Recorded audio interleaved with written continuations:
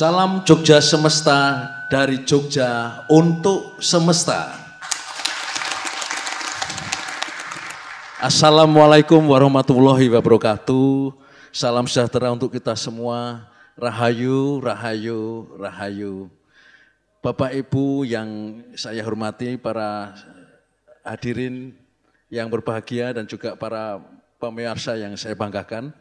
Pada pagelaran Dialog Budaya Gelar Seni Jogja Semesta yang ke-171 ini, kita akan mengambil tema 13 tahun Undang-Undang Keistimewaan, refleksi dan momentum bagi kesejahteraan masyarakat DIY. Kita beri tepuk tangan untuk Jogja Semesta seri yang ke-171. Bapak Ibu yang berbahagia dan juga para pemirsa yang budiman, jadi pada kesempatan kali ini sungguh satu kesempatan yang istimewa, karena pada Dialog Budaya dan Gelar Seni Jogja Semesta yang seri yang ke-171 ini, kita akan berbincang tentang hal yang istimewa bagi kita semua, dan tentunya dengan narasumber yang juga istimewa, mengambil tajuk 13 tahun Undang-Undang Keistimewaan Refleksi dan Momentum bagi kesejahteraan masyarakat daerah istimewa Yogyakarta. Telah hadir bersama kita di sebelah kanan saya Pak Widi Hasto Wasono Putro. Beliau pegiat keistimewaan Yogyakarta, tidak asing lagi bagi masyarakat daerah istimewa Jogja. Mas Hasto kita kenal akrab, kita beri aplaus dulu untuk narasumber kita di sebelah kanan saya. Kemudian di sebelah kiri saya tentu juga tidak asing lagi pegiat Sarisworo, beliau di Jogja sangat dikenal dengan Cak Lis atau Pak Listio H. Krisnarjo. Kita beri aplaus untuk Cak Lis. Nah, mengenakan busana yang istimewa tadi istilahnya Budi Utomonan. Nah, ini kok nganu ageman menapa to Kang Mas bener. Menika Budi Utomonan kan. Menika mahanani kita kemutan zaman pagelaran Budi Utomo Rumiyin. Sebelah kanan saya tentunya tidak mengenakan busana yang mirip dengan pagelaran, tapi tidak kalah semangatnya Mas Widi Haston yang menggelorakan dan mengawal awal mula keistimewaan sampai 13 tahun saat ini.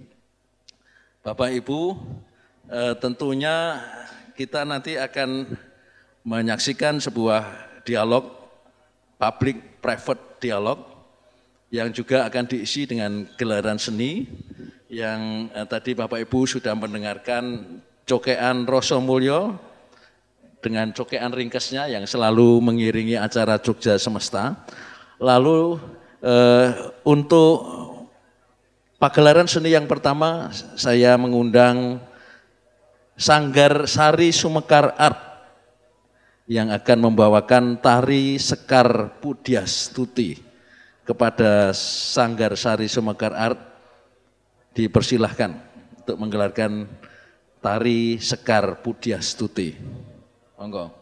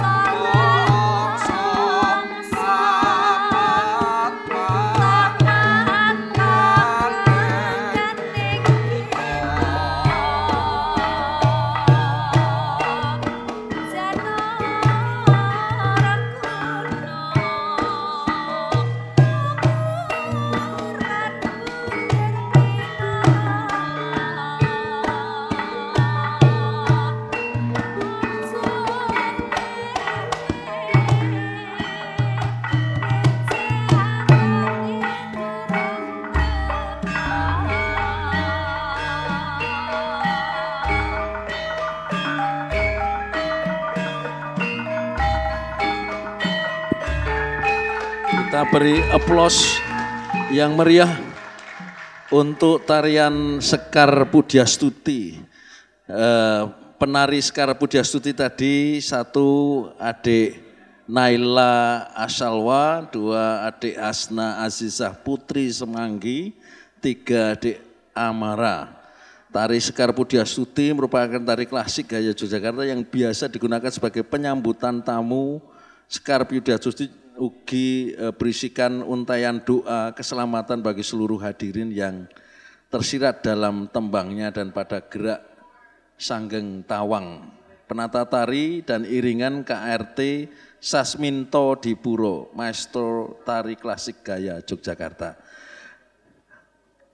Bapak Ibu yang kami muliakan, para sahabat Jogja Semesta yang saya hormati, Bapak Robi Kusumaharta selaku pengasuh Jogja Semesta, Pak Syahbenol Hasibuan, dan juga Bapak Tasbir Abdullah. Lalu yang saya hormati juga dari Paniradio Keistimewaan atau yang mewakili nanti, mewakili Paniradio Pati, dan juga dari Kundo Kabudayaan, Dinas Kebudayaan, dan para aktivis penggerak keistimewaan daerah istimewa Yogyakarta yang di sini juga ada tentunya dari perwakilan Baperida atau Badan Perencana Pembangunan dan Riset Daerah, dan juga para asisten sekda dan juga kepala biro di lingkungan Pemda Daerah Istimewa Yogyakarta, serta tokoh keistimewaan. Di sini hadir Insinyur Suharsini MT Eng, penggerak masa saat keistimewaan dulu, kemudian tokoh para pedagang pasar dan juga tokoh koperasi Sleman, Bantul, Kota, Gunung Kidul, dan Kulon Progo, serta tokoh koperasi mahasiswa yang juga hadir pada kesempatan malam hari ini. Sugeng dalu Pak Lurah Kuwasari sampun rawuh, sehingga pada malam hari ini lengkaplah para narasumber yang kita harapkan nanti memberi pencerahan kepada kita dalam dialog Jogja Semesta yang ke-171, dialog budaya dan gelar seni 13 tahun Undang-Undang Keistimewaan, refleksi dan momentum bagi kesejahteraan masyarakat daerah istimewa Yogyakarta. Nah Bapak Ibu, tentu tanpa memperpanjang waktu lagi, kita sangat ingin mendengarkan refleksi dari para penggerak dan para tokoh keistimewaan daerah istimewa Yogyakarta, tokoh dari masyarakat tentunya yang juga pelaku sejarah 13 tahun lalu ketika Undang-Undang Keistimewaan Daerah Istimewa Yogyakarta ini diperjuangkan. Nah saya akan mulai dulu dari Kang Mas saya, Mas Hasto, karena enggak afdol kalau kemudian langsung loncat ke Cak Lis ya. Cak Lis nanti merefleksikan dari sisi gerakannya, ya, nanti bagaimana kesinambungan gerakan keistimewaan ini dan capaian keistimewaan ini untuk kesejahteraan masyarakat dari perspektif Cak Lis nanti.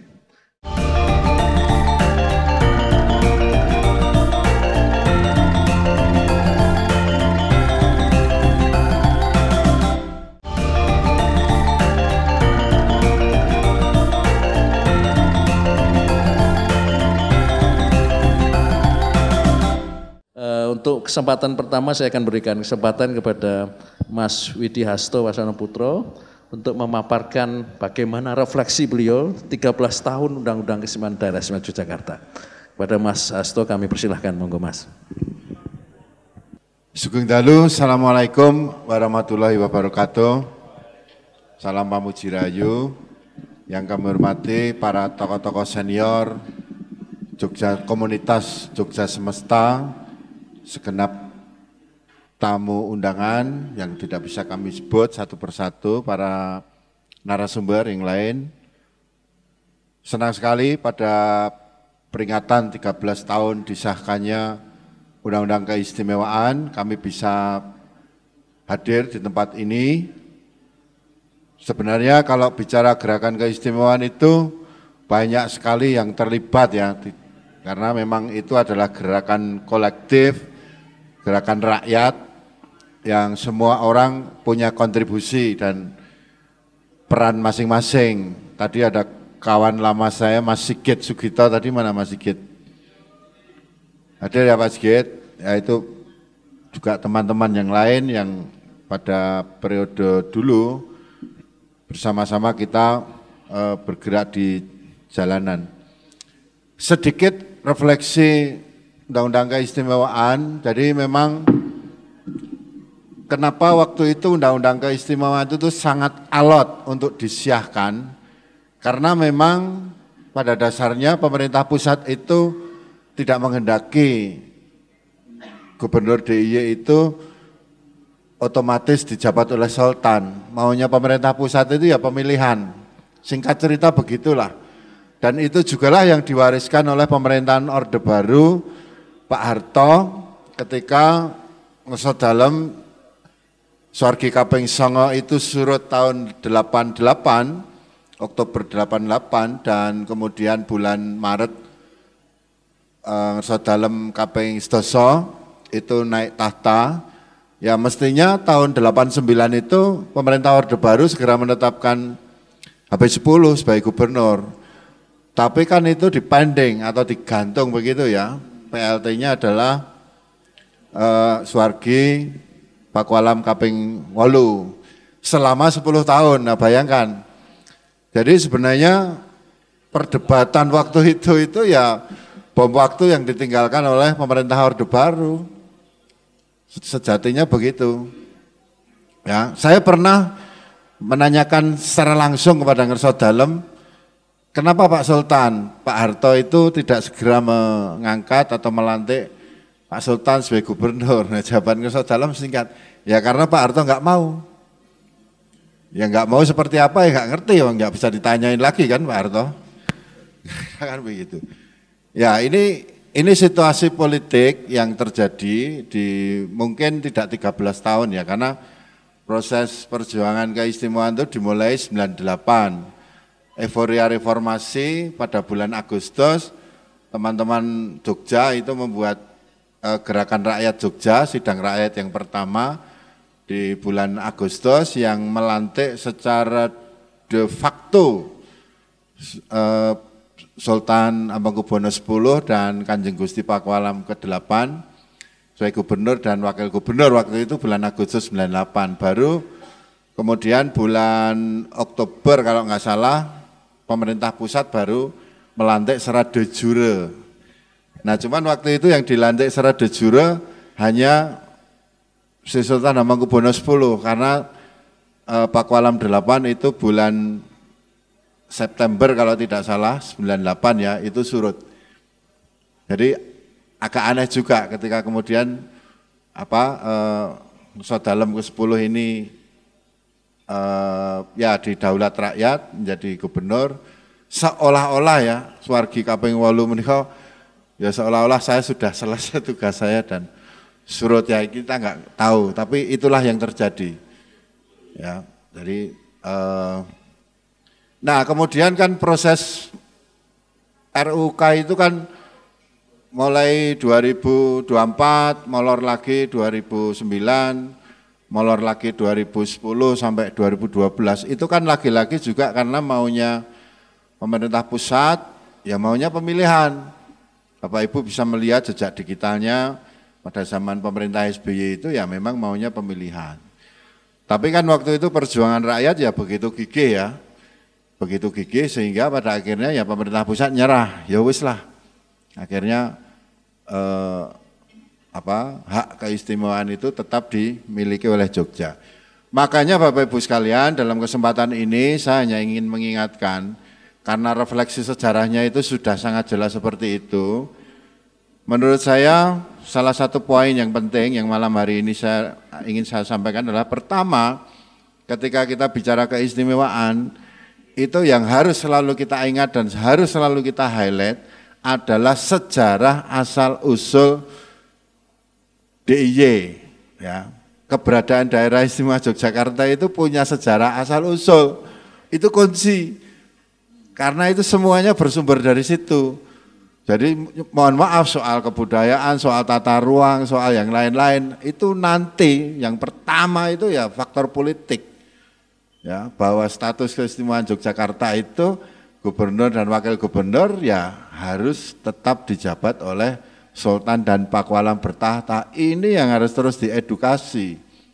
Ya, jadi kami minta teman-teman otoritas kuasa pengguna anggaran untuk terus mengalokasikan program untuk mengedukasi masyarakat tentang persoalan kesejarahan ini. Karena ini yang paling utama. Itu jangan dilupakan. Karena beberapa kali kami menemukan fenomena ya generasi yang baru itu ya banyak yang tidak paham Ki Sutekno terhadap sejarah asal-usul DIY ini gitu. Nah, sehingga kalau ini tidak kenceng, kita tidak digujingi kenceng, ya mereka akan permisif, lama-lama permisif dan akhirnya keistimewaan Jogja itu akan hilang, kira-kira begitu. Nah, kedua, selain persoalan sejarahan yang harus terus kita munculkan adalah persoalan tata nilai atau jadi satu sistem perangkat nilai yang itu menjadi karakter khas Yogyakarta. Ya, ini juga harus terus diedukasikan. Apa itu ya? Kita kan punya Perda nomor 4 Tata Nilai Budaya 2011. Itu kita lihat sekarang orang sudah enggak lagi ngomongin itu. Padahal itu sumber rujukan penting. Tata nilai budaya, tapi bisa di browsing. Kemudian filosofi dasar Yogyakarta, Hamemayu Ayuning Bawono, Sangkan Paran ing Dumadi, Sawiji greget sengguh ora mingko, ya. Falsafah-falsafah itu harus terus digali, dieksplorasi, dan mohon maaf kalau perlu ya didoktrin gitu. Kebiasaan orang Indonesia kalau sesuatu itu tidak diulang-ulang, tidak direpetisi, pasti lupa, pasti kendor. Sehingga dalam berbagai kesempatan persoalan tata nilai yang membentuk kekasan sumber daya manusia Yogyakarta itu harus dikencengi juga. Karena ini yang membedakan, menjadi salah satu pembeda juga soal unggah-ungguh, tepo seliro, toleransi, gotong royong, ya, semangat Bhinneka Tunggal Ika. Ini hal-hal yang membentuk keistimewaan Yogyakarta. Dan Yogyakarta itu terus harus menjadi pelopor persatuan nasional. Tapi panjenengan persani sejarah ya. HP1 ketika kemudian Hadeging Nagari 13 Maret 1755, sebulan setelah perjanjian Giyanti, kemudian hijrah ke Ambar Ketawang dan kemudian membangun Keraton Jogja, ada 3 kesatuan prajurit militer kerajaan tetangga yang itu bergabung ke Yogyakarta. Apa saja? 1, Nyutro. Nyutro itu adalah pasukan atau prajurit kerajaan dari Sumenep. Kemudian ada Bergodo Daeng, itu dari kerajaan Goa. Dan juga ada Bergodo Bugis dari Makassar. Loh, artinya apa? Yogyakarta ini sejak awal memang menjadi pelopor kohesi nasional. Ing ngatasé kuwi prajurit saka kerajaan liya bergabung dan menjadi satuan, menjadi bagian dari kesatuan militer kerajaan Kesultanan Yogyakarta. Nah, itu sebenarnya satu cermin sejarah bahwa ya hari ini ketika kemarin ya sempat obong-obongan di mana-mana, ketika teman-teman lurah atau alumni dari Pawiyatan ikut mengawal demo dengan baju peranaan, itu membanggakan Bapak Ibu. Karena apa? Itu menunjukkan karakter Yogyakarta, watak satrione ketok gitu. Ya, ini kelihatannya sepele tapi ini penting. Karena ini rekayasa sosial yang harus terus kita kembangkan. Nah, ini soal tata nilai. Nanti kita bisa diskusikan lebih lanjut. Kemudian yang ketiga, dalam refleksi ini yang juga tidak kalah penting adalah Kita sadar bahwa disrupsi zaman itu tengah terjadi. Disrupsi politik, disrupsi ekonomi, budaya, teknologi, dan segala macam. Nah, ini membutuhkan kemampuan adaptasi yang tinggi supaya apa yang kita harapkan tentang Yogyakarta yang menjadi aman, sejahtera, maju, itu bisa terwujud. Nah, sehingga kemampuan adaptif ini juga harus terus diajarkan kepada generasi muda, supaya Yogyakarta tidak punah atau tidak kehilangan jati dirinya. Karena disrupsi ini kan menyentuh semua aspek kehidupan ya, semuanya terkena, semuanya terimbas. Apalagi kalau sudah bicara soal persoalan pragmatisme, persoalan ekonomi, semuanya menjadi permisif. Itu. Ya. Nah, makanya kemudian nilai-nilai itu juga yang harus terus kita pegang. Nah, terakhir dalam refleksi ini yang juga saya kira kita juga harus menaruh perhatian penting adalah isu yang selalu mengemuka. Kalau orang bicara DAES, itu komparasinya sekarang selalu kemiskinan sama kesenjangan wilayah, benar enggak? Pasti kan rujukannya ke sana. Itu tidak salah. Ketimpangan sosial. Selalu isu itu menjadi paralel dengan ketika ngomong keistimewaan. Ya itu keniscayaan menurut saya. Satu hal yang memang kita harus mengatasi dua isu itu. Soal kemiskinan dan ketimpangan sosial ya.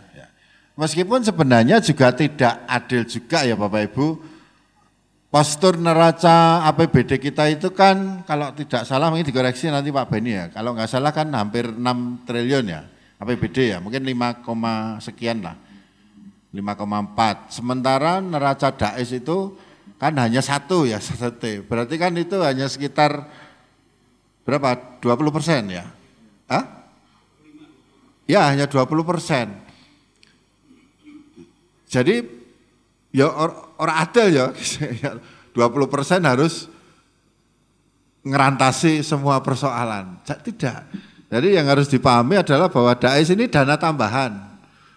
Ya, dana tambahan dari APBD yang sudah ada untuk memperkuat 5 kewenangan itu tadi. Ada pertanahan, kebudayaan dan sebagainya itu. Nah, jadi ini supaya proporsional juga kita dalam membebani DAES ya.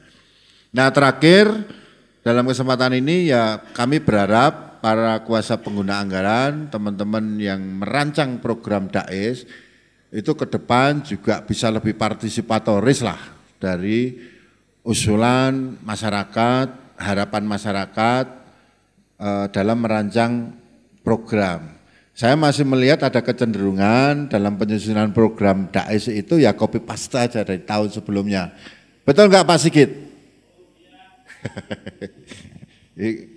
Jadi copy paste itu janganlah. Jadi harus dibuat kajian baru, dibuat terobosan baru. Hal-hal yang sekiranya itu memang menjadi tuntutan zaman supaya program itu ya tidak begitu-begitu saja. Tidak normatif atau tidak asal ter-SPJ-kan atau mungkin menggugurkan kewajiban. Ya, enggak begitulah ya. Harusnya Yojo itu gudange wong pinter, gudange wong kreatif, gudange wong aneh-aneh gitu. Nah, itu harusnya itu yang diajak bicara supaya program S itu betul-betul bisa sampai pada kemanfaatan untuk mengatasi kemiskinan dan kesenjangan wilayah. Soal metodenya bagaimana saya kira itu teknis saja, tapi saya kira semangat atau keinginan untuk bagaimana program itu betul-betul didesain untuk menghasilkan program-program yang memberikan kemanfaatan konkret lah pada masyarakat. Saya kira itu awalan dari kami, terima kasih, kami kembalikan. Ya, kita beri aplaus pada Mas Widi Asto Wasono Putro. Menarik tadi Pak Asto yang dipaparkan tadi, ada 3 refleksi dari 13 tahun keistimewaan itu. Yang pertama itu terkait dengan asal-usul keistimewaan, sejarah keistimewaan ini penting, jadi bukan hanya tentang substansi dari 5 substansi dari kewenangan daerah istimewa itu saja, tapi juga penting asal-usul keistimewaan itu terus diedukasi, ada literasi tentang asal-usul dan sejarah keistimewaan. Kemudian yang kedua tentang pranata sosial, termasuk di dalamnya adalah tata nilai budaya, yang sebetulnya dalam soal tata nilai itu sudah ada Perda nomor 4 tahun 2011, itu tentang pranata sosial dan pranata nilainya ada 18 nilai-nilai budaya, lalu ditindaklanjuti dengan Perda nomor 5 tahun 2011 tentang pendidikan berbasis budaya.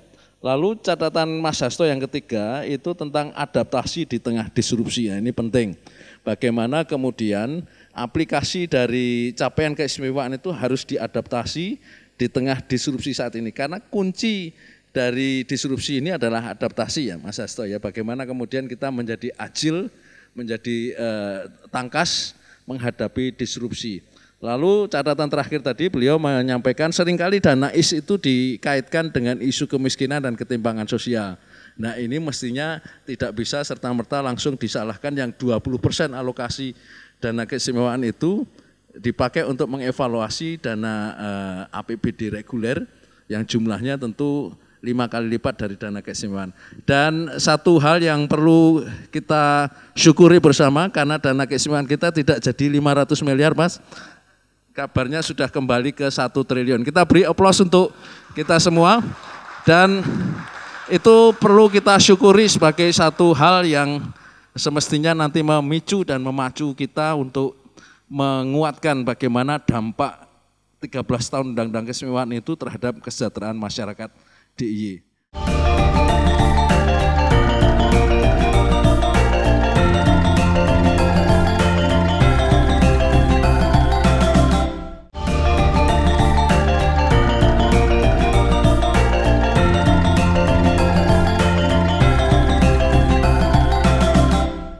Langsung saja saya bergeser ke piantun bagus, ganteng, pakai ageman Budi Utomonan. Nah saya tadi bisik-bisik Mas, aku sesuk tak niru panjenengan nek ada event-event Budi Utomonan agemanipun.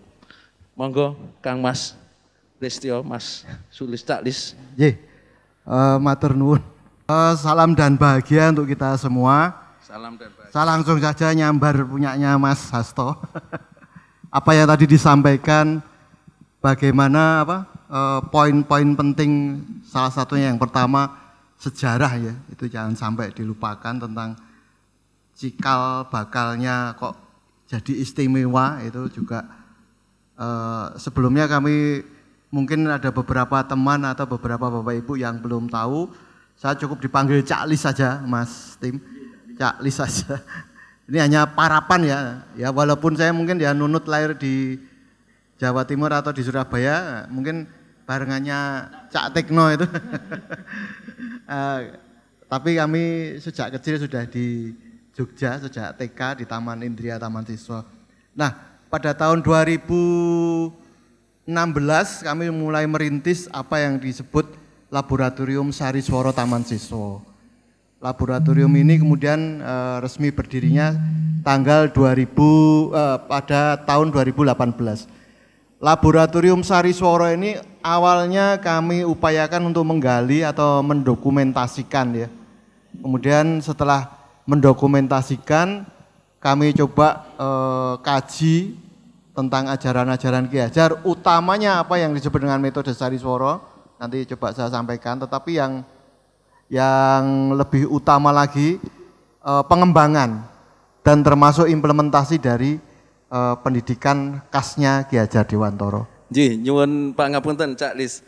Menika amargi wonten kawigatosan ada perhatian khusus di mana kita akan break sejenak untuk kita saksikan penyerahan piagam Jogja Istimewa bagi para narasumber yang nantinya akan diserahkan oleh, kami mohon Bapak Robi Kusumarta jika masih ada bersama dengan kita untuk menyerahkan piagam Jogja Semesta. Lalu yang kedua kepada Mas Didik Rubianto, Lurah Semin Gunung Kidul, atau yang mewakili, kami persilahkan. Kemudian yang ketiga ini digantikan Ibu Sri Nurkiat Siwi, adiknya Bu Siwi.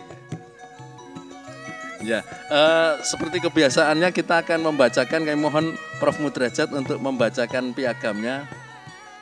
Piagam Perhargaan Jogja Semesta diberikan kepada Profesor Mudrajat Kuncoro PhD, Guru Besar UGM, atas partisipasinya sebagai narasumber Dialog Budaya dan Gelar Seni Jogja Semesta, seri 170, welo tenan.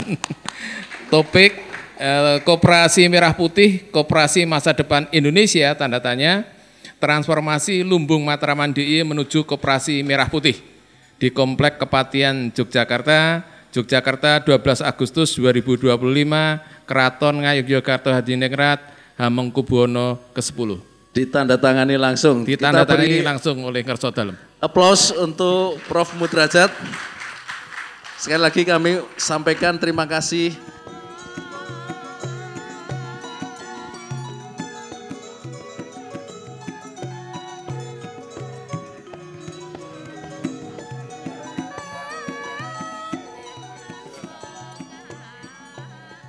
Kami serahkan kembali waktu kepada Cak Alis untuk melanjutkan refleksinya.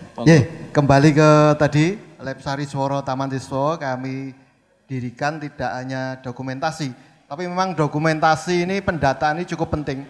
Sehingga mungkin yang saya sampaikan ini tidak jauh dari data-data yang kami temukan di catatan-catatan dan dokumentasi yang tersimpan di Museum Dewantara Kirtigiriya atau Rumah Ki Hajar Dewantara.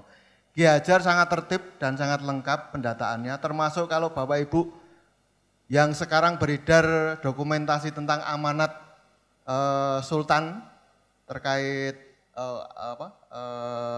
cikal bakalnya keistimewaan itu juga kalau dicermati di sebelah kiri itu ada kode arsip milik Museum Dewantara Kirtigiriya. Jadi ada kecil di arsipnya itu ada file tentang amanat Sultan itu, di sebelah kiri ada arsip, tulisan arsip milik MDKG. Kemudian juga kita temukan arsip bagaimana beliau memperingatkan pada saat zaman tahun 1949 ya, kira-kira ya pas mulai muncul pergerakan agresi itu, ada beberapa orang-orang yang dianggap orang sendiri tapi ada kemungkinan akan menentang kemerdekaan Indonesia. Ini juga ada edaran resminya dari Sultan. Juga termasuk edaran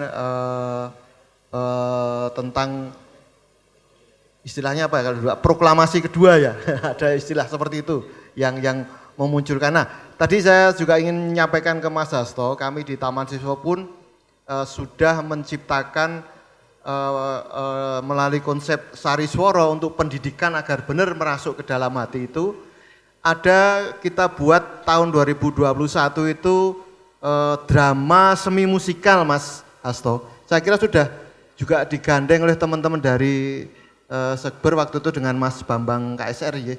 Kita memunculkan judulnya drama musikal karena ini semi musikal, kami memakai metode Sariswara, Lilo Legowo Mulyo Nagoro.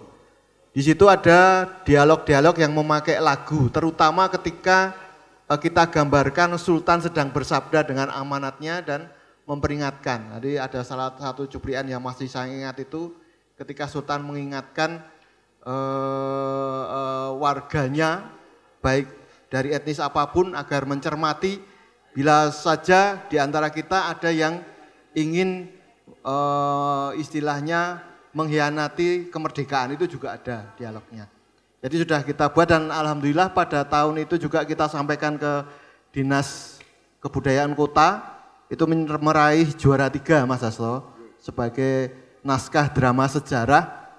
Yang unik tadi itu karena jurinya Mas Landung itu mengatakan yang unik itu memakai semi musikal, ada lagunya. Karena di situ ada konsep lagu itu masuk ke hati, tidak masuk ke intelektual. Kemudian ingin saya juga sampaikan apa yang kami temukan dalam catatan-catatan di Lab Sariswara dari sumber-sumber tulisan dari Putra Ki Hajar juga ditemukan bahwa jauh hari memang cikal bakal Taman Siswa itu sudah melakukan upaya-upaya untuk menjaga keistimewaan Jogja. Artinya tidak hanya keistimewaan Jogja, tapi ciri khas utama dari kearifan lokal itu sudah mulai dimunculkan. Termasuk juga pendidikan Bhinneka Tunggal Ikaan yang tadi juga menjadi catatan penting dari Mas Hasto. Bagaimana sebenarnya Ki Hajar ketika tahun 1912, kalau Bapak Ibu membawa catatan yang sudah dibagikan itu, didatangi oleh KH Dahlan dan 2 orang dari Muhammadiyah untuk berdiskusi mengenai pesantren modern. 1912 ya, kira-kira ya awal-awal Muhammadiyah muncul itu. Ki Hajar menyampaikan gagasannya tentang pendidikan kebangsaan yang lebih inklusif. Kalau KH Dahlan nanti eksklusif dari keagamaan, sementara Ki Hajar memunculkan gagasan tentang pendidikan kebangsaan yang memakai kearifan lokal untuk sumber dayanya. Ini kan menjadi cikal bakal ketika belum muncul Taman Siswa karena 1912 ya. Kemudian beliau dibuang 1913 ke Belanda. Disitulah muncul kelindan ketika beliau mempelajari teori-teori pedagogi Eropa. Kenapa kok harus belajar itu? Karena beliau mengambil ijazah gurunya itu justru waktu di Belanda. Nah, percampuran antara pedagogi Eropa dengan Nusantara yang dimiliki oleh beliau itu terjadi di sana. Ketika beliau pulang mendirikan Taman Siswa 1922, beliau mencari-cari apa enggak ada ya orang Nusantara itu, karena belum ada Indonesia ya 1922. Yang punya teori yang menyamai dengan teori pedagoginya Montessori, Froebel, Rudolf Steiner, kemudian ada Dalcroze dari tarinya, gerak tari, Steiner dari lagu, irama, wiromo, euritme. Ternyata beliau menemukan tidak jauh dari ajaran dari ayahnya, dari Pangeran Suryaningrat dari Pakualaman itu terkenal dengan sebagai agen penyebar sastra gendingnya Sultan Agung. Maka sering disebut sastra gending yang diajarkan oleh Pangeran Suryaningratan dari Sultan Agung itu disebut sastra gending Suryaningratan. Nah, kelindan antara ajaran sastra gending kemudian pedagogi Eropa ditambah lagi dengan penguatan ketika beliau berkumpul dengan Ki Ageng Suryo Mataram yang terkenal di pidato pada saat kongres yang kami temukan, Kawruh Pamomong yang terkenal itu adalah pidato Ki Ageng Suryo Mataram ketika kongres 1932 di Taman Nirmala Kaliurang ya Ki Tekno. Jadi bukan yang bukan yang berhantu itu ya. Tapi Taman Desa punya 2 villa. Kalau yang berhantu itu punyanya UST ya Pak. Nah, kalau yang punya Ki Hajar itu Taman Nirmala, masih bagus sekarang dan sering dipakai kegiatan. Nah, disitulah kelindan antara Nusantara dan Eropa itu bersatu. Mungkin kalau teman-teman banyak yang mendengar, loh kok ajaran Ki Hajar dipakai di negara lain, karena memang persepsi pemikirannya beliau dengan yang di Eropa itu menyatu. Uniknya pada tahun 1928 ketika Taman Siswa diketahui memakai ajaran lokal, terutama yang sampai sekarang kita lestarikan di Taman Siswa itu adalah tembang dolanan anak. Itu menjadi perhatian besar, istilahnya apa ya, kalau dulu kan masih Hindia Belanda ya, belum ada Indonesia, itu Kementerian Pendidikannya, termasuk kalau nggak salah terjemahannya itu Kementerian Pendidikan dan bukan ketuhanan kalau nggak salah, agama mungkin ya, nah mungkin dijadikan satu ketuhanan pendidikan dan keagamaan itu menemukan ternyata ini sangat bagus sekali, tembang dolanan ini dipakai untuk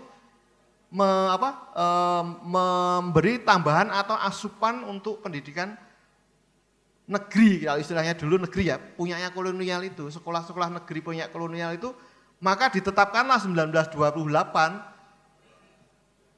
tembang dolanan anak, permainan tradisional anak itu masuk ke sekolah-sekolah Hindia Belanda. Bayangkan, Belanda yang masih menjajah, belum ada Indonesia, sudah menyerap itu dari Taman Siswa.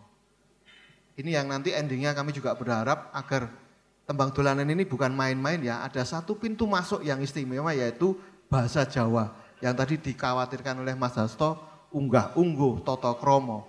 Karena pintu masuk toto kromo unggah-ungguh itu dari bahasa daerah itu. Tadi saya juga diskusi dengan Ki Tekno, ada share-sharean dari Prof. Stella ya Ki Tekno, wamennya Dikti itu, bahwa kalau salah satu kunci yang bisa dipakai oleh Indonesia agar orang-orangnya pintar, PISA-nya juga dianggap, kan PISA kita dianggap buruk ya, bisa meningkat bagus, kemudian ajaran toleransinya juga bagus, maka kalau pulang sekolah, anak-anak itu diharapkan disarankan oleh Prof. Stella itu untuk bercerita memakai bahasa daerahnya atau bahasa ibunya di rumah. Apa yang kamu terima di sekolah tadi ceritakan memakai bahasa daerah.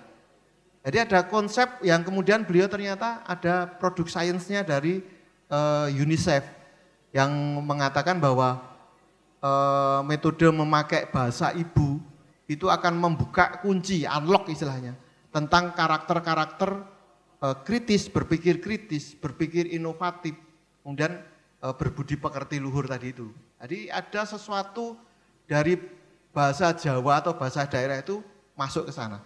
Kemudian kalau kita bicarakan lagi, kalau Bapak Ibu membaca, tadi saya nggak akan baca detail lagi ya yang di tulisan itu, saya kira tembang dolanan anak itu juga menjadi catatan penting. Dulu ada teman yang dolan ke Belanda, kemudian kongres permainan tradisional. Dia lulusan doktornya di ITB mengambil permainan tradisional. Disuruh ngajari cucunya Ratu Belanda tentang permainan tradisional Indonesia. Karena ada sentuhan tadi di tahun 1928, orang Belanda itu mewajibkan permainan tradisional Jawa itu untuk diterapkan di sekolah-sekolah Hindia Belanda. Anak sekarang saya tidak tahu walau-walam ya. Kita di Indonesia atau di Jogja ini, apakah permainan tradisional sudah menjadi semi wajib atau hanya sekedarnya atau hanya sekedar festival di luar sekolah, atau memang sekolah ini wis fokusnya ke pendidikan intelektual, itu nanti monggo teman-teman Dewandik untuk lebih mengkaji. Tapi nanti di akhir kami akan menyerahkan usulan dari Taman Desa yang bisa dipakai untuk runutan itu. Kemudian Bapak Ibu, pada tahun 38 pendopo didirikan itu ada satu penanda tahun yang dipahat di pendopo itu Ambuko Raras Angesti Wiji. Secara harafiah umum diartikan Ki Hajar itu pendidikan kesenian itu menjadi landasan pendidikan atau menjadi pepucuk dari pendidikan. Kesenian-kesenian utamanya raw materi yang kemudian kami coba teliti lagi di Lab Sarisoro yaitu tentang sastra lisan. Saya kira ini menjadi catatan penting. Salah satunya kenapa kemudian di Taman Desa memakai tembang dolanan anak tadi itu. Karena ini bukan sesuatu yang hanya sekedar main-main, tapi Ki Hajar benar-benar sudah tuntas melakukan riset bahwa bahasa daerah atau bahasa ibu minimal di usia 7 tahun atau kalau mulur mungkret beliau mengatakan 9 tahun ke bawah atau kira-kira kalau SD ya kelas 3 SD sampai ke bawah PAUD TK itu diusahakan memakai pengantarnya adalah bahasa Jawa atau bahasa daerah di masing-masing daerah. Catatan penting Ki Hajar, jangan takut akan muncul chauvinisme kedaerahan karena setelah usia 7-9 tahun ke atas anak-anak akan didera oleh masa intelektual. Kebudayaan asing itu akan menyerang mereka. Maka ketika di usia sebelumnya tadi, kalau orang barat mungkin golden age ya, itu rekaman awal pertama yang tidak akan pernah hilang itu terekam, yaitu bahasa Jawa atau bahasa daerah. Di mana dalam bahasa Jawa terutama, kita akan mengetahui tentang unggah-ungguh, toto kromo dan lain-lain tadi itu. Itu menjadi landasan yang tidak akan hilang. Nanti mungkin akan tergerus. Tergerus itu enggak hilang ya, hanya ropos sedikit tapi masih ada sisa-sisanya wadahnya. Itu terekam dalam usia 9 tahun ke bawah tadi itu. Jadi teman-teman di kebijakan pendidikan ini coba diperhatikan. Kemudian jangan lupa pada tahun berapa ya, itu sekitar tahun 46 kalau di catatan itu Ki Hajar itu pernah dilantik menjadi, kalau sekarang ada Paramporo Projo ya, juga ada Paniradio Kaisemewan. Dulu ada gelar atau jabatan Paramporo Paniradio Wiyoto Projo. Itu kita masih menyimpan Paramporo Paniradio Wiyoto Projo. Itu ada semacam sertifikat yang dimiliki Hajar, termasuk ada gajinya juga itu sekian rupiah, kalau nggak salah 150 rupiah dari Sultan sendiri. Itu tertanggal 1 Januari 1946. Itu dokumentasinya tersimpan di museum. Jadi pernah dilantik menjadi Paramporo Paniradya Wiyoto Projo. Kemudian tahun 80 Taman Siswa juga mendapat pengakuan atau anugerah dari Sultan Hamengkubuwono Kaping 9, Kaping Songo, yaitu pengakuan atas keberhasilan Taman Siswa menanamkan rasa kebangsaan, yaitu anugerah HB9.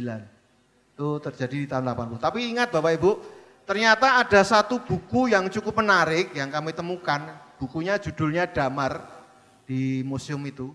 Itu adalah catatan dari Kinayono. Bapak Ibu mungkin tidak banyak mengenal beliau, tetapi ternyata kiprah Kinayono itu atas perintah dari Nyi Hajar Dewantoro pada tahun 1966 untuk masuk menjadi anggota DPR GR dari Karya Pembangunan. Waktu itu belum partai ya, belum ada Golkar tapi fraksi Karya Pembangunan. Kemudian sampai tahun 1977 beliau juga dilantik lagi setelah DPR GR, kemudian DPR saja, DPRD saja, kemudian beliau dilantik lagi 1977. Ketika Golkar menjadi partai, beliau mundur. Beliau mengatakan partaiku hanya satu, yaitu Perguruan Taman Siswa. Kira-kira itu. Tetapi coba kita cermati di catatan beliau 1966 sampai 77. Ternyata banyak sekali inisiasi dari teman-teman Taman Siswa, terutama Ki Nayono dan Ki Suratman. Contohnya apa? Bagaimana muncul logo Pemda DIY ya, itu dari kakaknya Mas Bagong kalau tidak salah, Mas Kuswaji. Itu tahun berapa ya, persisnya saya agak lupa ada catatannya, tapi antara kayaknya setelah DPRD, tidak ada GR-nya itu. Beliau menjadi salah satu panitia yang memilih logo itu, memilih dengan teman-teman logonya Mas Kuswaji, kakaknya Bagong Sudiharjo itu menjadi logo Pemda itu. Kemudian juga beliau menginisiasi agar sono budaya yang keleleran waktu itu tidak ada pengurusan, ditakutkan arsip-arsipnya rusak. Beliau kemudian mencoba itu ditempelkan ke pemerintah pusat dengan catatan PAD-nya tetap masuk ke Yogyakarta.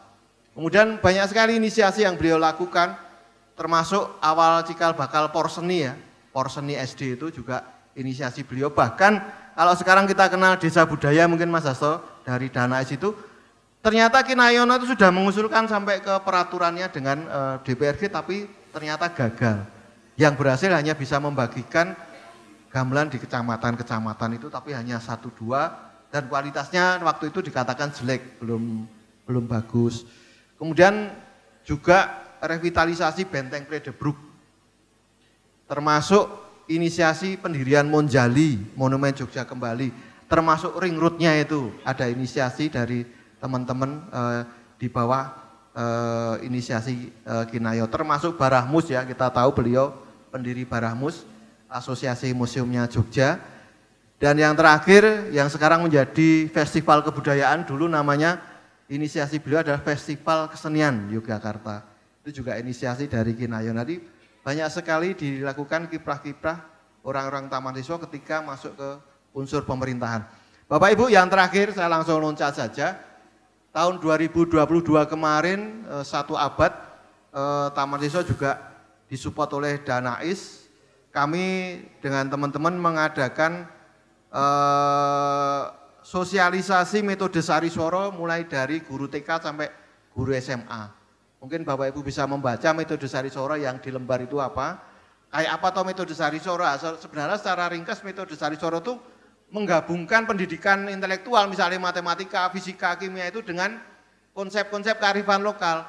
Caranya nggawe matematika tapi ada cerita baru kelinting yang ngubengi Gunung Merapi. Itu kan bisa dibuat cerita apa matematikanya. Atau bagaimana Raden yang itu Manah Gatotkaca itu siapa?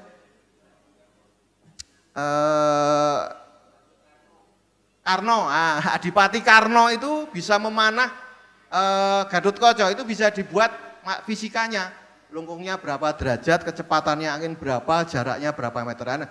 Konsep-konsep seperti itu kemudian dalam konsep Sariswara aktif muncullah yang sering kita lakukan, yaitu tembang dolanan anak. Maka ada, kalau sekarang digalakkan iso TK PAUD itu apa jenenge iso ngitung, Taman Siswa iki biyen wis ana.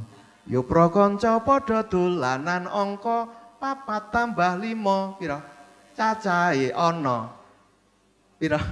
Songo ping pitu pira ana swidak telu yen swidak telu njur diporos likur coba ana pira yen bener nyata cah pinter pira swidak telu poros likur pira monggo dihitung piyambak. Model-model seperti itulah yang dipakai oleh Ki Hajar bagaimana bahasa Jawa, kearifan lokal, cerita-cerita legenda lokal. Itulah yang menanamkan anak-anak kita dengan pendidikan kearifan, budi pekerti termasuk kebangsaan. Karena itu kan cerita sendiri, nggak ada cerita baru kelinting neng Eropa, neng Amerika, Poyono. Bahkan kalau kita memakai Punokawan itu asli Indonesia ya.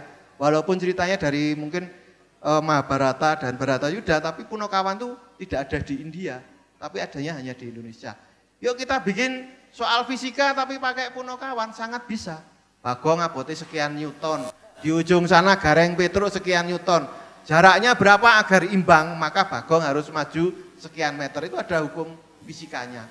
Ini hal-hal inilah yang coba digabungkan oleh metode Sariswara, maka di tahun 2022 kita melakukan itu dengan support Danais, 6 workshop, 2 seminar ya.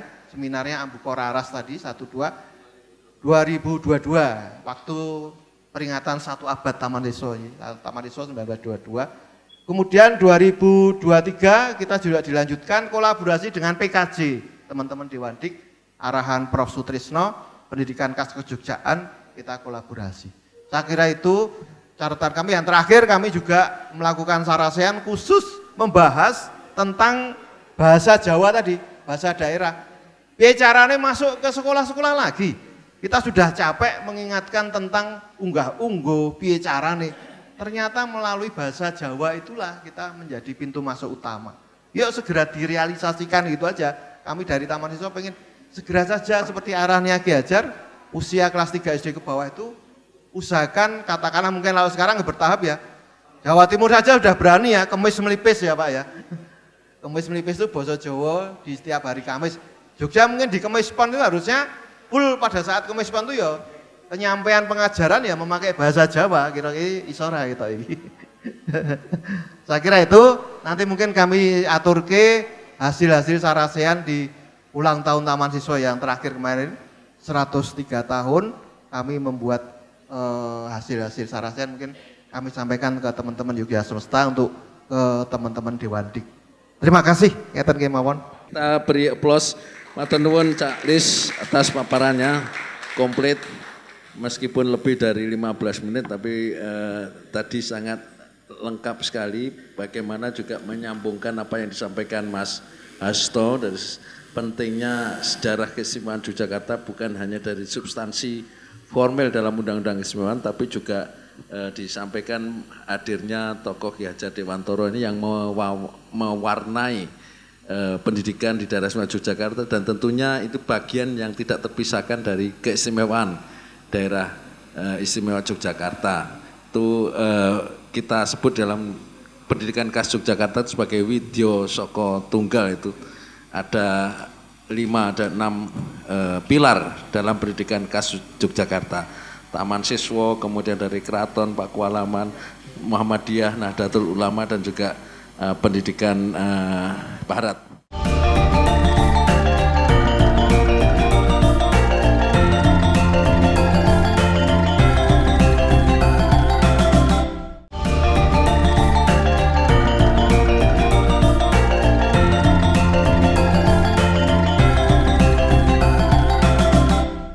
Kita tentu ingin mendengarkan juga testimoni bagaimana refleksi 13 tahun keistimewaan daerah istimewa Yogyakarta dari tata pemerintahan di Desa Guwosari. Makanya kita mengundang secara khusus Pak Lurah Mas Duki Rahmat, Bapak Lurah Guwosari. Monggo kami persilakan Pak Lurah untuk memberikan refleksi 13 tahun keistimewaan ini. Nggih, matur nuwun. Assalamualaikum warahmatullahi wabarakatuh. Selamat malam, salam sejahtera untuk kita semua. Wilujeng dalu mugi kawilujengan kasarasan tansah kajiwa kasaira dumateng kita panjenengan sedaya. Bapak Ibu tokoh masyarakat, tamu undangan yang tidak bisa kita sebutkan satu persatu tanpa mengurangi rasa hormat Izinkan pada kesempatan malam hari ini, saya Mas Duki Rahmat yang 7 tahun lalu mengalami sebuah kecelakaan sejarah menjadi kepala desa gitu ya. Kalau diibaratkan outsourcingnya warga Nggosari Pak, karena saya kontraknya 8 tahun sekali gitu ya. Suatu kebanggaan malam hari ini bisa bertemu para senior, para budayawan, para penggiat keistimewaan daerah istimewa Yogyakarta untuk bersama-sama kita memikirkan maupun merefleksi 13 tahun Undang-Undang Keistimewaan yang bersama-sama kita ketahui ini menjadi satu momentum yang baik agar dana keistimewaan lebih migunani, merantasi dan murakabi terhadap permasalahan yang ada di Jogja.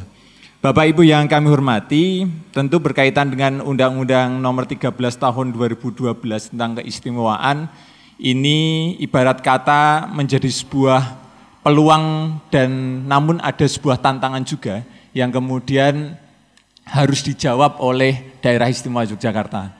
Kita ketahui 13 tahun ini menjadi dengan dinamika yang begitu luar biasa, dari dais yang kemudian hanya untuk kebudayaan saja kemudian meluas, walaupun ada 5 kewenangan kemudian saat ini sudah masuk ke level padukuhan dengan jaga warga dan lain sebagainya.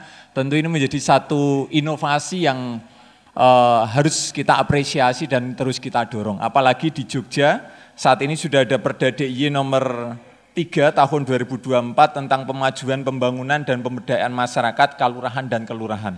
Yang tentu adalah turunan bagaimana keistimewaan ini ada di Jogja. Nah, namun yang menjadi satu problem bahwa Undang-Undang Keistimewaan ini hanya dimaknai secara sederhana bagi beberapa oknum atau warga, yaitu Undang-Undang Keistimewaan itu implikasinya mesti dais. Walaupun secara keseluruhan kan ada 5 kewenangan ya, dari mulai pengisian gubernur sampai ke tata ruang pertanahan, budayaan dan kelembagaan yang kemudian merubah struktur dari desa menjadi kalurahan, dari Kapanewon menjadi kementerian dan lain sebagainya. Namun yang kemudian di headline oleh netizen kita itu hanya daisnya saja gitu loh. Yang tentu menjadi sebuah problem untuk kita semua agar kita bisa lebih lagi membumikan tentang Undang-Undang Keistimewaan, apa saja yang tertuang, apa saja yang menjadi kewenangan, agar Gen Z, generasi strawberry, generasi saat ini seperti saya ini ya Bapak Ibu, karena saya ini lahiran 91 ya, yang mungkin paling bocah di sini itu, yang kemudian saat ini kami ini menjadi pemangku keistimewaan yang dikukuhkan oleh Ngarso Dalem untuk menjaga nilai-nilai keistimewaan yang berada di level kalurahan. Nah, sehingga ini menjadi problem kita semuanya agar dais ini bisa menjadi jawaban atas segala tantangan yang ada di DIY. Karena memang tidak semua provinsi di Indonesia ini mendapatkan satu penambahan dana ya, walaupun kalau di persentase hanya 20% ya, yang sempat isunya menurun tapi alhamdulillah ya nurun tapi enggak banyak, dari 1,2 menjadi 1 itu kan ya masih ditolerir. Tapi kemudian banyak yang kemudian hanya mengheadline bahwa oh dais. Kita melupakan bahwa nilai-nilai yang kemudian harus dijaga dari Undang-Undang Keistimewaan itu lebih banyak. Tadi telah disinggung bagaimana golong giling dan lain sebagainya, falsafah-falsafah Jawa yang kemudian mulai hilang. Apalagi saat ini ketika mengelola Undang-Undang Keistimewaan kemudian turunannya dais, itu harus keluar dari zona nyaman. Kita tidak ingin dais itu, karena kita ketahui bersama isu kemarin kenapa menurun adalah dais tidak berujung gitu ya. Kalau beberapa dana itu kan ada tolak ukurnya, kalau dais kan tidak berujung. Ini harus kemudian dijawab oleh DIY oleh kita semuanya, agar kita keluar dari zona nyaman dalam mengejawantahkan Undang-Undang Keistimewaan ini. Walaupun ada paugeran 5 tadi, tapi banyak inovasi yang saya yakin itu bisa dikembangkan dulu ya. Sekarang kalau implikasi dari kewenangan kebudayaan ini kemudian ada RTLH dengan arsitektur Gajangan Yogyakarta yang mencerminkan. Ada padat karya tata nilai semangat Yogyakarta yang kemudian itu nilainya yang kemudian bisa implikasinya ke penyerapan tenaga kerja dan lain sebagainya. Tentu ini DIY tidak kurang-kurang tadi dengan orang-orang cerdas untuk bisa merumuskan itu semua. Tapi yang menjadi problem bagaimana ini harus diimbangi oleh gerakan-gerakan nyata yang saya yakin ini satu kekuatan Ngarso Dalem telah mencanangkan reformasi kalurahan. Ada 2 yang kemudian dikontekskan, yaitu reformasi birokrasi dan reformasi pemberdayaan masyarakat kalurahan. Walaupun 2 ini ya dari 392 kalurahan ya ada yang ibaratnya itu motor mesinnya wes gitu, ada yang timik-timik gitu ya, ada yang kemudian isi bingung dan lain sebagainya, ini bagian dari dinamika. Tapi banyak teman-teman kami itu yang kemudian terjebak dengan status. Jadi wah bayangke di Jogja ini harus kemudian desa mandiri budaya, harus desa budaya, harus desa planner, desa wisata. Itu hanya status yang kemudian bisa dirubah. Dalam konteks dirubah apa ya? Saya yakin itu dengan kajian dan lain sebagainya, walaupun itu menjadi strategi Ngarso Dalam untuk kemudian menurunkan angka kemiskinan. Tapi banyak teman-teman kami nih, wah saya belum desa wisata, belum desa budaya, sehingga pesimis kemudian untuk bisa menjalankan keistimewaan dalam konteks melaksanakan maupun mengelola dana keistimewaan. Jelas disebutkan dalam Perda DIY nomor 3 itu di pasal 18, Pemda wajib memberikan alokasi anggaran kepada setiap kelurahan setiap tahun secara adil dan merata. Ini menurut saya menjadi sebuah kekuatan bagaimana ya 1 triliun kalau dibagi toh ya rapi gitu ya. Tapi saya yakin ketika desa kelurahan itu punya konsep, itu bisa menyelesaikan problem yang ada di tempat. Problemnya itu mereka punya konsep atau tidak. Ini menarik sekali, Mas Sugi Rahman. Jadi bagaimana perangkat desa itu tidak ngejar predikat-predikat itu yang banyak sekali predikat, tapi berorientasi pada pelayanan yang prima kurang lebih kepada warga negaranya untuk meningkatkan kesejahteraannya. Lalu ada dana keistimewaan dan sebagainya. Guo Sari kalau boleh di spill sedikit ya, boleh cerita supaya ini nggak ngantuk ini karena ini kira-kira 1 tahun berhasil mengelola serapan dana keistimewaan dari awalnya mungkin seberapa sampai seberapa, Mas? Kira-kira. Ya, jadi saya termasuk suksesnya. Saya termasuk lurah yang kemudian tidak mengejar predikat. Karena saat ini memang kami sudah desa budaya, desa wisata, dan tahun ini sebenarnya saya diminta untuk mengikuti akreditasi mandiri budaya. Tapi saya tidak mengikuti itu karena saya memandang saya harus menyiapkan secara SDM dan saya tidak ingin bahwa status itu nanti malah menjadi beban. Kenapa beban? SDM-nya belum siap, lembaganya belum siap dan dipaksa. Padahal kan mandiri itu siklusnya 3 tahun ya, secara penyuntikan. Nah, kami bagaimana? Kami tentu menyiapkan konsep, walaupun saat ini saya yakin Pani Radio telah kemudian membuatkan master plan di masing-masing desa. Yang kami lakukan adalah kami mengedepankan konsep, sehingga di Nggosari ini walaupun kami belum mendapatkan predikat desa budaya di tahun 2022, kami itu baru predikat desa budaya 2024 kemarin, desa prima 2023, desa wisata yang udah lama. Kami ya kalau reformasi kelurahan saya yakin 392 kelurahan semua mendapatkan dan itu menjadi salah satu aktivasi untuk mempercepat reformasi birokrasi maupun perdayaan dan menata dalam tanda kutip kelurahan. Karena mohon maaf, kelurahan itu kan dulu seakan-akan tidak terurusi. Seakan-akan tidak terurusi sebelum adanya Undang-Undang 6 yang dirubah menjadi Undang-Undang 3 tentang desa gitu kan. Apalagi saat ini Ngarso Dalam fokus seakan-akan tidak diurusi.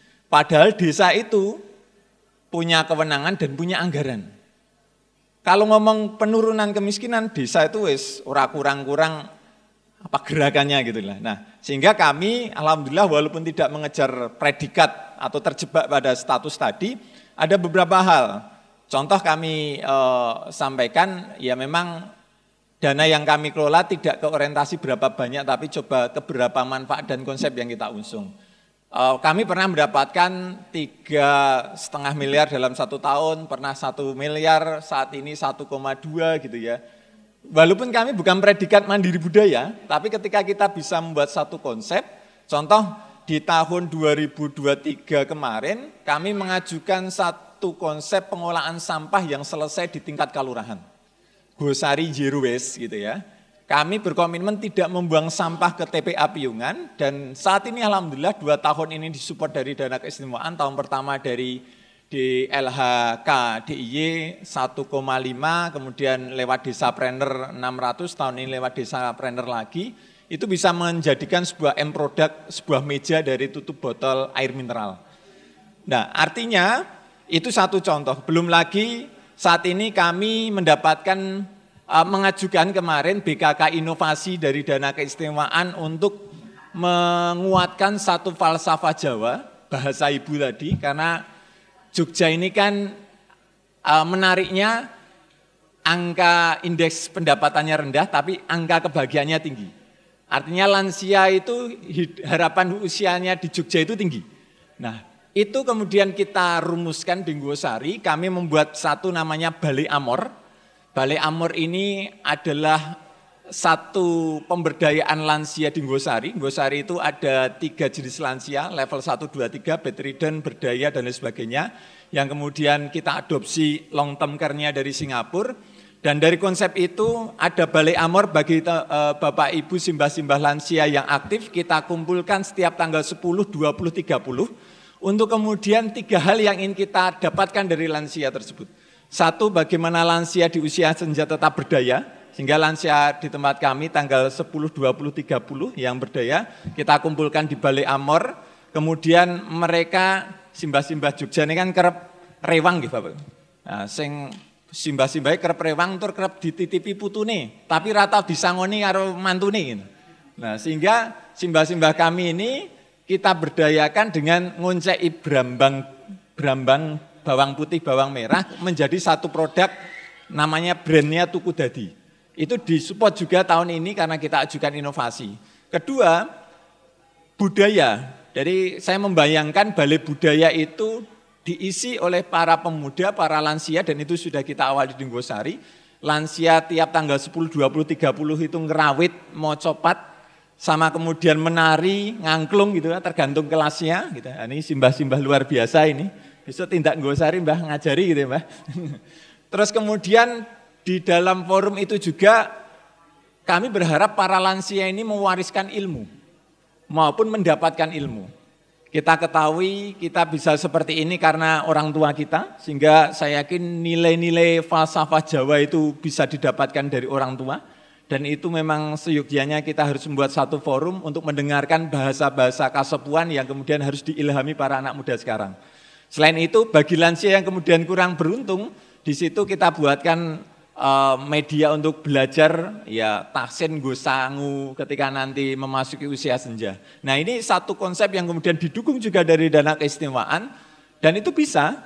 Cuman kan tadi bagaimana inovasi dari masing-masing kalurahan yang saya yakin itu juga diikuti banyak kalurahan agar kesejahteraan dalam konteks 13 tahun ini tidak hanya dalam konteks ekspresi budaya saja. Saat ini kan mohon maaf kita banyak terjebak di ekspresi budaya, kesenian.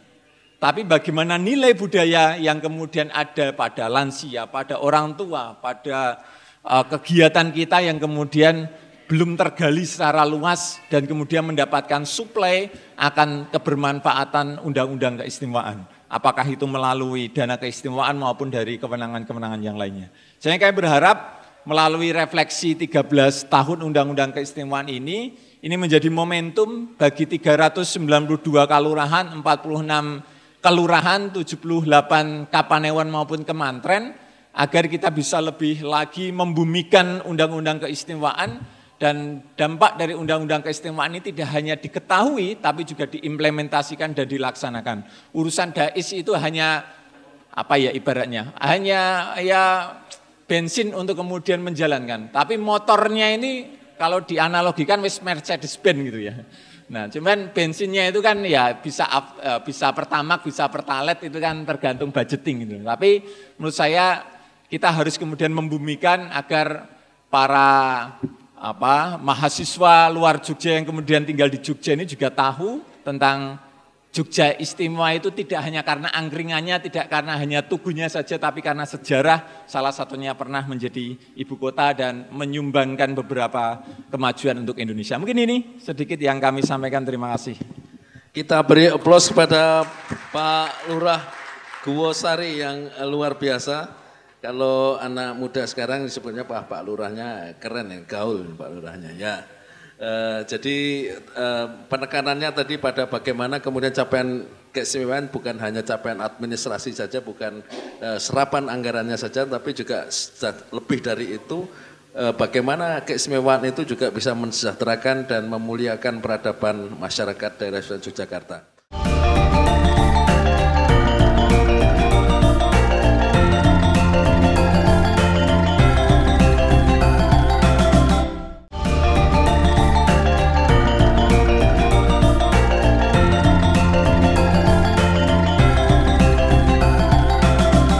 menikmati satu gelaran seni budaya, seni tari yang akan membawakan tari Sekar Putri yang akan dibawakan oleh penari Sekar Putri Mbak Erlina Widyaningrum dan Mbak Fibiandia Putri Maharani.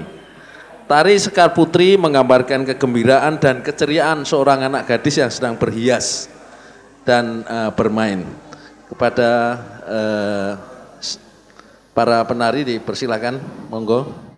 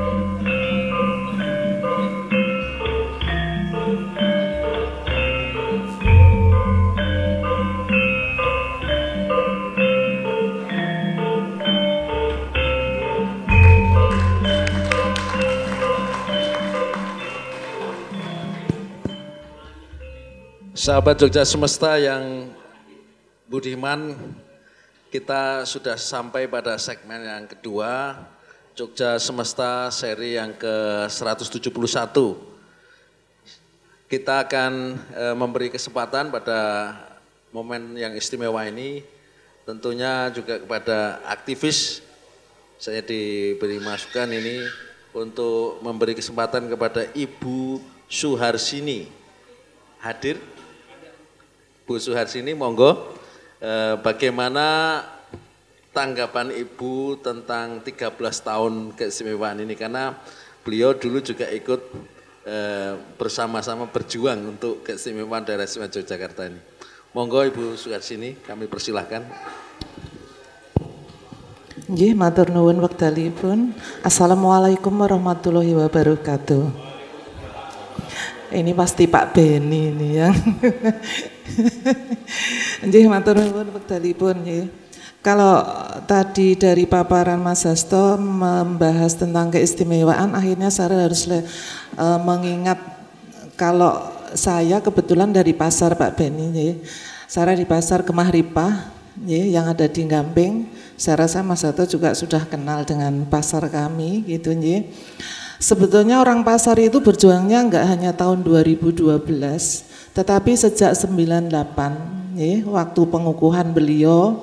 Nah, itu pasar sudah aktif untuk ikut mendukung pengangkatan beliau, rame-rame waktu itu malah di Kepatihan, terus Pak Mendagri dioyak-oyak, diliwat Kemburi lah gitu ya. Nah itu kita sudah ikut ke situ. Kemudian kembali di tahun 2012 kemarin, kemudian kami dengan gerakan berteman dengan Dukuh Sediiye, dengan Lurah Sediiye. Jadi kami berteman dengan almarhum Mbah Mul, waktu itu ketua Ismoyo gitu juga dukuh-dukuh. Jadi saya setiap hari itu rapat pulang jam 1, jam 2, nanti kalau pulang sama Mbah Mul, nanti kalau berangkat diantar suami pulangnya ikut Mbah derek nggih gitu. Setiap hari itu jam 1, jam 2 kita harus waktu itu bagaimana, besok mau kemana, besok ke DPRD, itu kita selalu demo Pak Beni. Dan demo itu kita biaya sendiri waktu itu. Jadi pasar itu dikira waktu itu kalau berangkat, pasarnya mesti prei, padahal enggak. Nah waktu itu malah disangoni sama Pak Gandung. Iki wong pasar dok demo nanggone DPR mesti pasarnya prei, disangoni 1 juta Pak. Waktu itu, alhamdulillah buat beli bensin kan gitu nggih. Jadi kita waktu itu berjuang ini, saya kebetulan dari Jawa Timur Pak Lis, Cak Lis. Kalau Cak Lis dari Surabaya, saya dari Tulungagung. Tetapi saking cintanya dengan Jogja saya nggak pulang Pak. Nggih. Nah kemudian walaupun saya dari luar Jogja, tapi saya kemudian belajar apa sih yang diperjuangkan di dalam keistimewaan ini. Nah tadi yang ngendikake Mas Hasto bahwa hak asal usul. Jadi saya tahu Jogja itu ternyata seperti itu ya. Akhirnya harus belajar bagaimana hak asal usul Jogja, kemudian bagaimana ngerso dalem kaping 9 dan Kanjeng Gusti kaping 8 duit tunggal, kemudian saya masuk NKRI, bagaimana ngerso dalem kaping 9 harus membiayai APBN yang pertama kali. Nah kalau kemudian kemarin ada isu bahwa menjadi 500, aduh dalam sampai gitu apa iya nanti abdi dalam balik 3.000 5.000 per bulan kan seperti itu ya. Jadi ada ketakutan. Nah teman-teman alhamdulillah ternyata enggak jadi masih bisa bergerak. Kemudian karakter tadi. Ya saya setuju dengan karakter Jogja, bahwa culture yang ada di Jogja ini bagaimana orang-orang yang masuk ke Jogja ini harus tahu sebetulnya Jogja itu seperti apa. Jadi saya setuju dengan tadi Taman Seswo gitu kemudian memang unggah-ungguh ini adanya di Jawa Pak, dengan bahasa Jawa. Jadi saya ingat SD, SMP itu masih ada pelajaran bahasa Jawa.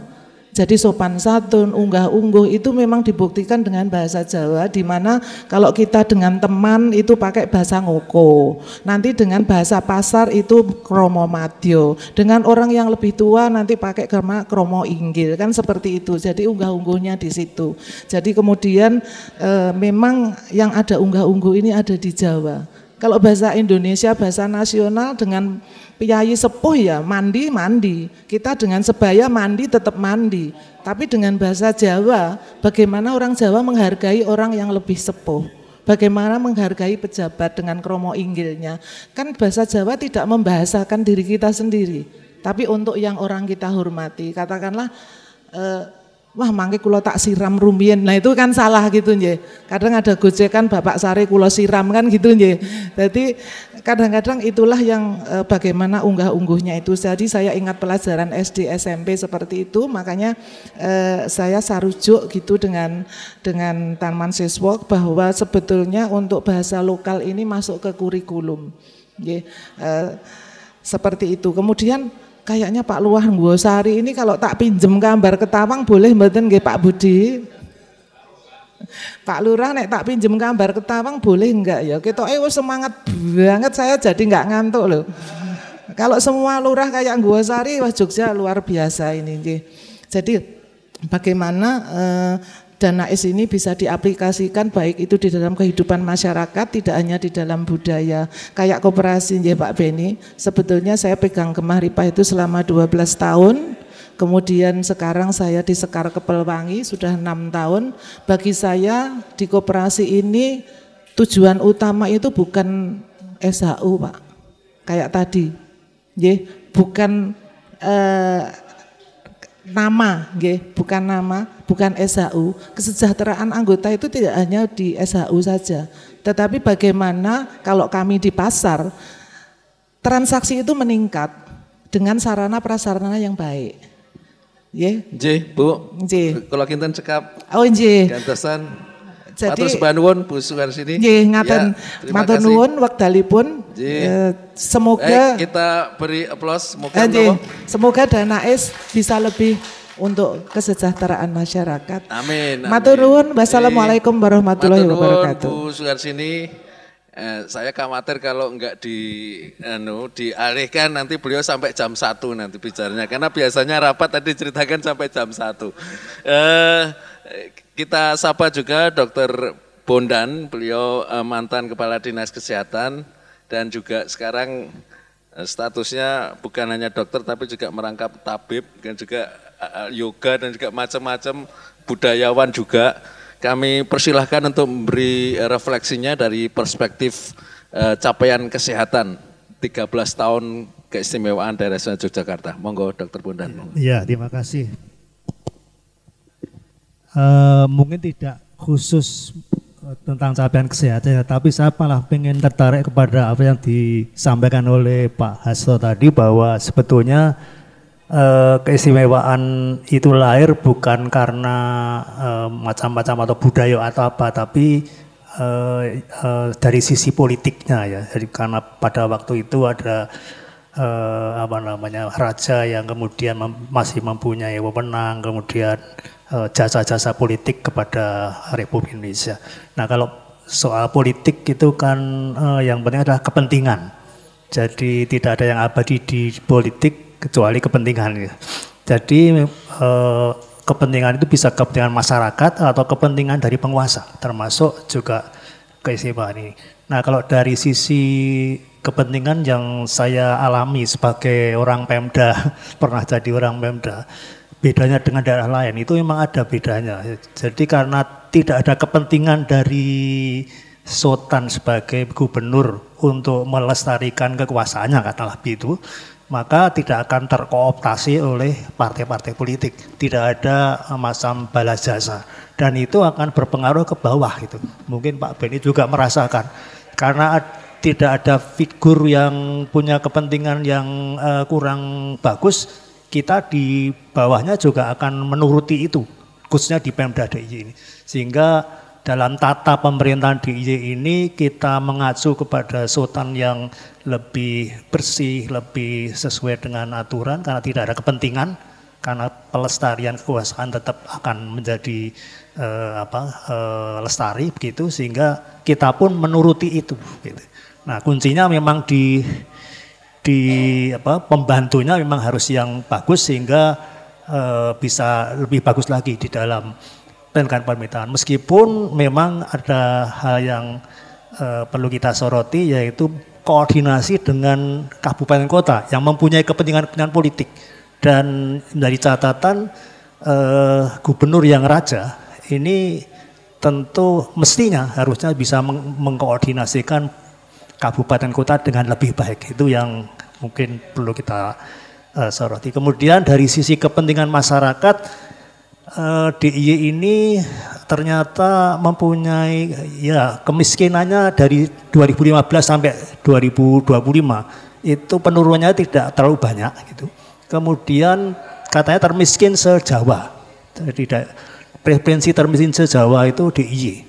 Kemudian dari indeks Gini, yaitu ketimpangan sosial, itu cukup besar. Sehingga kalaupun DIY ini mempunyai pariwisata yang cukup terus maju, tapi mungkin tidak semua bisa mendapatkan keuntungan dari situ. Ini dari kepentingan masyarakat yang menjadi catatan penting bagi kita, bagaimana kemiskinan yang sekarang ini yang ternyata termiskin se-Jawa ini itu bisa nantinya dari sisi keseimbangan bisa ditutupi. Kemudian isu bahwa raja atau sultan sebagai gubernur ini tentunya akan menjadi sangat peka kalau ada perubahan-perubahan dari situasi itu, sehingga tentunya masyarakat mengharapkan pelestarian sultan sebagai penguasa ini nantinya juga akan menjadi lebih mulus, sehingga tidak meruntuhkan apa yang sekarang ini kita gadang-gadang, bahwa sultan sebagai figur yang selalu kita hargai itu bisa terus terlestari dengan pergantian kalau mau nanti. Nah, dari sisi kepentingan demokrasi memang kenapa kita memilih sultan? Karena dengan adanya sultan yang berbeda dengan proses demokrasi di daerah lain itu ternyata mempunyai kelebihan-kelebihan gitu. Meskipun tentunya kita tidak menafikan ada kekurangannya. Nah, kekurangannya itulah yang nantinya perlu kita kawal supaya tidak terjadi kekurangan-kekurangan yang muncul karena adanya perbedaan proses demokrasi yang ada di daerah istimewa Yogyakarta ini dengan adanya figur sultan yang tidak dipilih gitu. Saya kira itu kesan saya selama saya menjadi abdi dalam di daerah istimewa Yogyakarta ini. Terima kasih Pak Tim. Matur nuwun Dr. Bondan. Kita beri aplaus juga tadi tanggapannya Dr. Bondan. Beliau dengan apa yang beliau sampaikan itu menandakan bahwa beliau bukan lagi bicara tentang klinis, tapi sudah bicara tentang health, healing, and wholeness, jadi kesehatan yang menyeluruh. Dan tadi ketertarikan beliau lebih pada ketertarikan dari sisi sosial dan juga budaya, dampaknya dana keseimbangan untuk kesejahteraan masyarakat. Tentu kita apresiasi karena sesuai dengan topik kita pada malam hari ini. Bapak Ibu, satu penanggap lagi, tentu tadi sudah disinggung, Ki Sutekno atau Mas Dwi? Ya, Mas Dwi lah, mewakili media supaya pentaheliknya nanti masuk. Yeah. Assalamualaikum warahmatullahi wabarakatuh. Saya tergelitik dengan penyampaian Mas Hasto, karena 13 tahun itu angka sial itu 13 tahun itu. Angka sial 13 tahun itu. Hampir saja kita jatuh ke 500 miliar. Jadi problem kita adalah, Mas Hasto, adalah bagaimana membawa kebenaran masa lalu menjadi kebenaran masa kini. Instrumennya apa kebenaran masa lalu menjadi kebenaran masa kini dan diyakini adalah undang-undang keistimewaan. Kalau instrumentasinya tidak benar, maka kebenaran masa lalu yang menjadi sangat penting tidak bisa menjadi kebenaran masa kini karena pergerakan zaman. Ini sebetulnya tugas siapa ini? Untuk meyakinkan kebenaran masa lalu menjadi kebenaran masa kini. Siapa tugasnya? Siapa? Bapak Ibu sekalian, Mas tim, bahwa setelah kita lihat bahwa keistimewaan itu melewati 3 poin besar. Yang pertama adalah itu sebagai sebuah tradisi kebenaran itu. Betul. Dan yang kedua, sebagai sebuah tradisi dia menjadi sebuah identitas. Maka Keistimewaan Jogja itu melakukan tradisi dan juga identitas. Bisa nggak kita menjaga identitas itu? Bisa nggak kita menjaga tradisi itu dengan instrumen undang-undang keistimewaan dan dikuatkan dengan dana keistimewaan? Kemudian yang terakhir, bahwa mampukah dia lentur ke dalam perubahan zaman? Kalau 3 tahapan itu bisa dilalui dengan baik melalui instrumen undang-undang keistimewaan serta dana is, ya kita sukses bisa menjaga identitas kita sebagai warga Jogja, identitas kita memiliki tradisi yang kuat seperti itu. Nah, kalau saya sih cuma itu saja. Nah, sekarang bagaimana tuh yang nanti ada tradisi pakai bahasa ibu dan segala macam itu. Nah, sekarang yang harus dipikirkan adalah bagaimana instrumen undang-undang keistimewaan dan dana is mampu memberikan kebenaran masa lalu menjadi kebenaran masa kini yang harus diyakini di zaman postmodern ini. Karena di zaman postmodern ini identitas itu akan digerus. Batas-batas wilayah itu akan digerus. Kalau ini tidak dijaga betul, maka hilang. Apakah undang-undang keistimewaan bisa dirubah nanti akhirnya? Kita belum tahu, wallahu alam. Oleh karena itu harus dikuatkan betul. Nah, tugas siapa ya? Semuanya. Tapi belum ada grand design dari undang-undang keistimewaan yang berlaku 5 tahun apa segala macam yang semua terintegrasi untuk menjaga kebenaran masa lalu menjadi sebuah kebenaran masa kini yang diyakini. Saya pikir itu tugas penting. Ada grand design-nya. Saya pikir itu Mas Tim, terima kasih. Iya, sing terakhir ini tanggapane wartawan tapi kaya bobotnya dosen kuliah. Jadi kita bacaannya banyak ini Mas Dwi Josiono. Bagaimana kemudian kebenaran masa lalu ini diaktualisasikan menjadi sebuah kebenaran masa kini di era postmodern. Jadi melalui undang-undang keistimewaan sebagai sebuah instrumen kebijakan yang diharapkan nanti ada 3 aspek tadi, identitas, kemudian tradisi dan juga dinamika zaman ini bisa beradaptasi melalui instrumen kebijakan undang-undang keistimewaan. Nah, Bapak Ibu yang saya hormati, tentunya kita akan memberi kesempatan kepada para narasumber, sekaligus ini segmen terakhir, sekaligus kami berharap nanti masing-masing narasumber memberikan closing statement-nya. Ada 3 pendapat tadi, 3 tanggapan dari Bu Suharsini, bagaimana menjaga momentum semangat keistimewaan ini supaya terus terus menyala, ini istilahnya terus menyala. Kemudian Dr. Bondan tadi sangat tertarik bagaimana dari sisi pranata sosial dan pranata tata budaya ini bisa dijaga keberlanjutannya. Ya.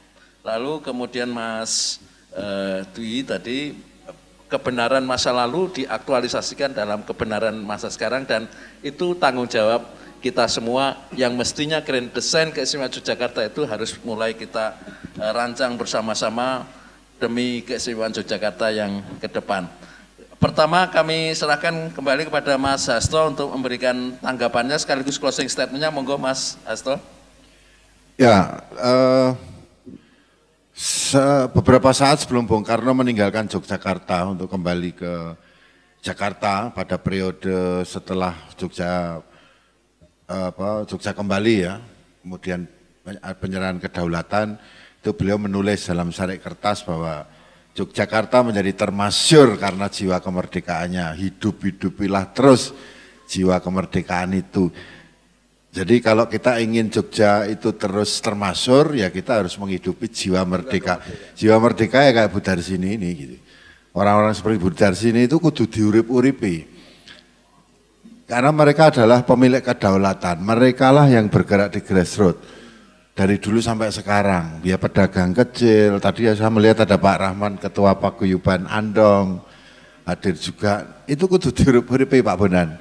Ya, supaya apa? Ya, supaya Jogja tetap menjadi termasyhur. Karena isu kerakyatan itu menjadi penting di Jogja. Ya, di Jogja ini kan menarik. Ada aristokrasi yang namanya keraton dan kadipaten, tapi ada proletariat yang namanya becak andong, sego kucing dan sebagainya. Nah, bagaimana orkestrasi antara aristokrasi dan proletariat ini itu bisa menjadi satu harmoni, yaitulah Hamemayu Anyuning Bawono. Kira-kira begitu. Ya, kemudian setelah Budar sini tadi, siapa Pak Bondan ya? Ya, gini Pak, saya memahami politik Yogyakarta itu adalah politik negara. Kita bukan politik kepentingan. Sama seperti TNI yang mestinya politik negara, setianya pada Pancasila dan UUD 45. Ya, bukan setia pada korporasi, akuan dan sebagainya gitu ya. Jadi itu yang harus kita tegakkan hari ini, politik negara kita ya bagaimana Yogyakarta ini adalah wilayah kerajaan bagian dari NKRI. Itu yang harus terus disadari oleh kita semua. Jadi memang politik itu bisa berubah. Politik adalah kesepakatan, sama dengan demokrasi ya. Demokrasi itu kan kesepakatan. Musyawarah mufakat, kita sepakat membentuk NKRI, itu kan kesepakatan politik. Apakah itu nanti bisa berubah? Ya bisa saja, kita nggak tahu situasi ke depan. Tapi sejauh itu masih menjadi komitmen bersama, itu harus kita pegang teguh. Salah satu contoh yang berubah adalah Kesultanan sendiri. Kalau dikatakan apakah kita setia pada paugeran, setia pada paugeran? Bukan gini loh. Kalau Anda mengatakan apakah HB9 itu melanggar paugeran? Paugeran keraton. Menurut saya bisa ya bisa tidak, ketika bergabung dengan RI itu kan HB9 kan kemudian merubah paugeran kan. Wong dari negara berdaulat menjadi bagian dari NKRI kok. Tapi itu kan sebuah sikap politik yang lahir dari sebuah visi nasionalistik dan disepakati dengan Kanjeng Gusti dan didukung oleh rakyat. Karena setelah piagam kedudukan, ya kan, kemudian tanggal 5, tanggal 30 kemudian membuat piagam masing-masing. Beberapa waktu kemudian Abdi Dalem kan juga bikin amanat yang sama, mendukung apa yang dilakukan oleh Soh Dalem dan Kanjeng Gusti. Tapi karena itu clear Pak, artinya ada perubahan politik yang memang itu disadari bersama dan itu menjadi nilai yang masih hidup sampai sekarang. Kira-kira kan begitu. Nah, kemudian soal ini sama sih tentang PNS ya. Sederhana Pak, sebenarnya ini simulasi yang rada ngawur, neng mungkin benar gitu Pak. PNS di DIY itu kan ada sekitar 9.000 ya, benar ya? Katakanlah 9.000, mungkin terbagi laki perempuan. Dulu nek bensenan wae do nganggo Jawa Pak, itu menggerakkan ekonomi Pak. 9.000 sak pengadeg sak juta, sak 9 miliar loh Pak, bayang no. Itu menggerakkan ekonomi pengrajin busana adat. Blangkon urip, keris urip, batik urip, lurek urip, selop urip gitu. Gitu loh. Artinya sebenarnya kita tetap bisa survive Pak. Yogyakarta ini dengan dodolan kabudayaan kira-kira begitu. Ya. Nah terus satu lagi Pak, mumpung ketemu Pak Bondan, ini ada Pak Beni. Tadi Pak Anu udah kontur ya Pak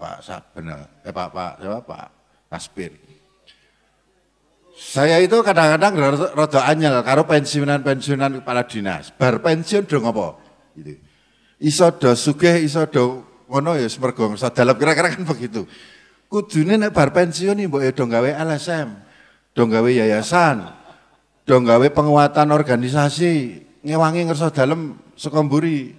Ora perlu ketok ora apa-apa kan gitu Pak Beni. Lah nek saiki oke-oke pensiun do terus yo bobok sare memang nggak boleh begitu menurut saya. Lho wis saiki ngerso dalem 10 tahun wis tindak kantor sing wis do pensiun mah derang apa-ngapa. Ini menurut saya juga teman-teman itu harus digugah Pak gitu. Ya. Benar nggak Pak Ben? Ini spill aja. Nah kemudian Mas Dwi ya saya sepakat ya bagaimana menghidup-hidupkan kebenaran masa lalu itu tetap menjadi masa kini. Saya kira kuncinya kolaborasi. Jadi kolaborasi, partisipasi dan egalitarian itu semuanya harus harus bisa berjalan seiring gitu. Saya kira Pentahelix di Jogja ini, saya ini hampir, ya sekarang saya 51 tahun ya, 30 tahun saya habis di dunia aktivis, ya, separuh hidup saya di dunia aktivis. Saya merasa bahwa ekosistem Jogja itu ekosistem gerakan sosial ya, karena semuanya itu terconnecting dengan teman-teman pengusaha, dengan teman-teman media, akademisi, seniman, budayawan, bahkan Nyun Sewu yang di jalanan gitu.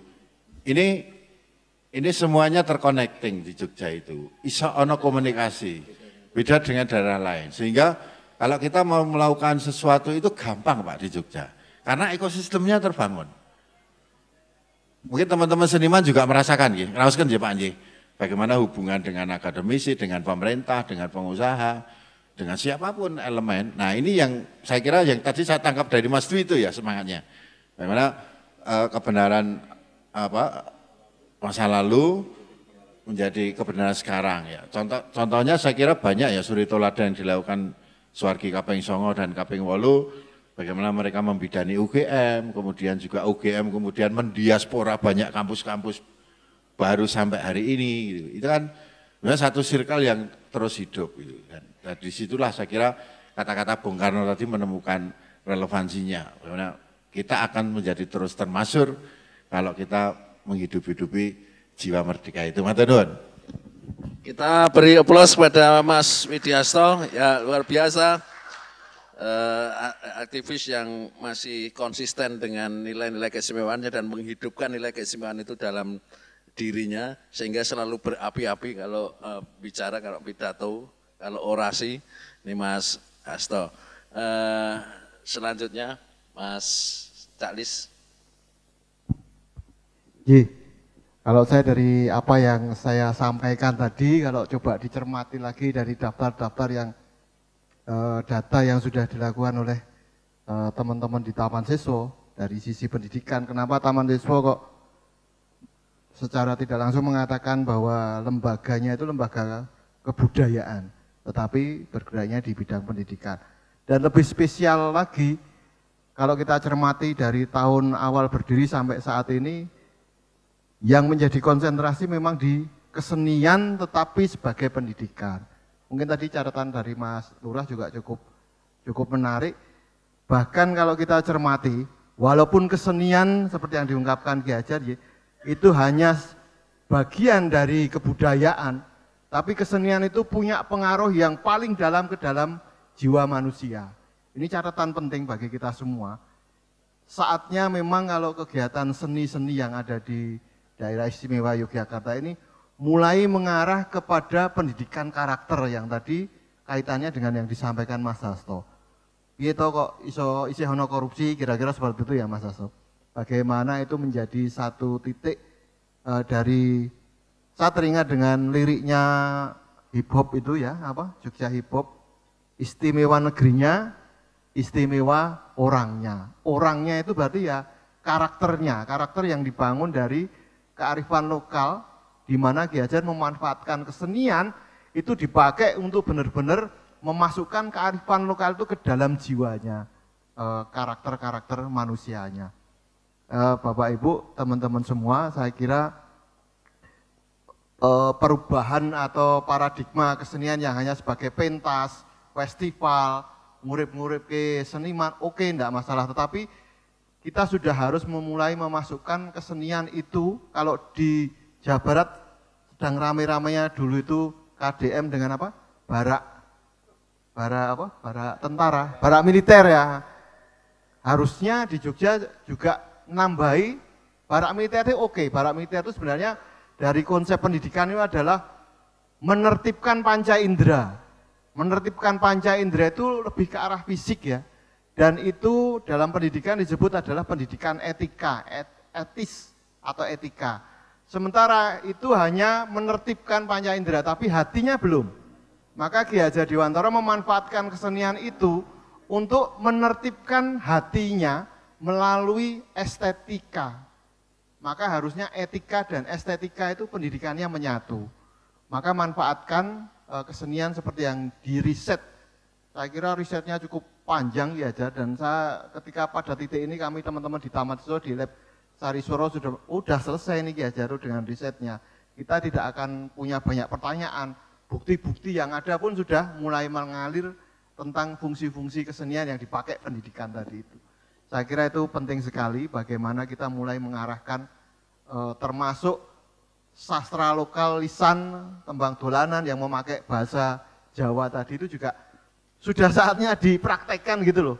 Kakean diomongke malah lali orang meraktekke. Saya kira itu penutup dari saya, semoga apa yang bisa dilakukan di keistimewaannya Jogja itu benar-benar menyentuh pendidikan yang dalam jiwanya yang nanti akan memunculkan karakter khas Jogja yang istimewa ini. Matur nuwun.